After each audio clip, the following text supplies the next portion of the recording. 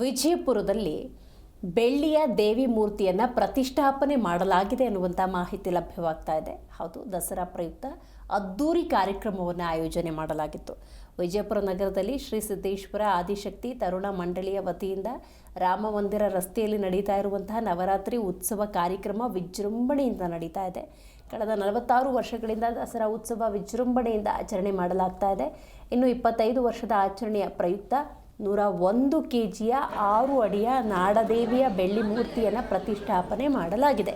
ಈ ಬಾರಿ ಉಜ್ಜಯಿನಿ ಮಹಾಕಾಳೇಶ್ವರ ದೇವಸ್ಥಾನದ ಮಾದರಿಯಲ್ಲಿ ತಾತ್ಕಾಲಿಕ ದೇವಾಲಯ ನಿರ್ಮಾಣ ಮಾಡಲಾಗಿದೆ. ಇನ್ನು 2,000ಕ್ಕೂ ಅಧಿಕ ಮಹಿಳೆಯರಿಗೆ ಉಡಿ ತುಂಬುವ ಕಾರ್ಯಕ್ರಮವನ್ನು ಹಮ್ಮಿಕೊಂಡಿದ್ದು ಬಹಳ ವಿಶೇಷವಾಗಿತ್ತು. ಪ್ರತಿದಿನ ಕೂಡ ನವರಾತ್ರಿ ಅಂಗವಾಗಿ ಹಲವಾರು ಕಾರ್ಯಕ್ರಮವನ್ನು ಹಮ್ಮಿಕೊಳ್ಳಲಾಗ್ತಾ ಇದೆ. 101 ಕೆಜಿಯ ಬೆಳ್ಳಿ ದೇವಿಯ ಮೂರ್ತಿಯ ದರ್ಶನವನ್ನು ಜನಸಾಮಾನ್ಯರು ಭಕ್ತಾದಿಗಳು ಪಡೆದುಕೊಳ್ತಾ ಇದ್ದಾರೆ.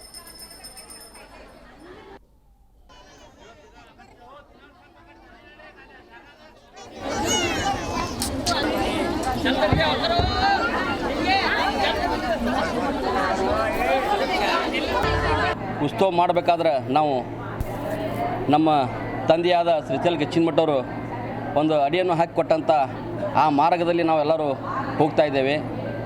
ಅದೇ ರೀತಿಯಾಗಿ ನಾವು ಇವತ್ತು 2,000 to 3,000 ಮಂದಿಗೆ ಒಂದು ಉಡಿ ತುಂಬು ಕಾರ್ಯಕ್ರಮ.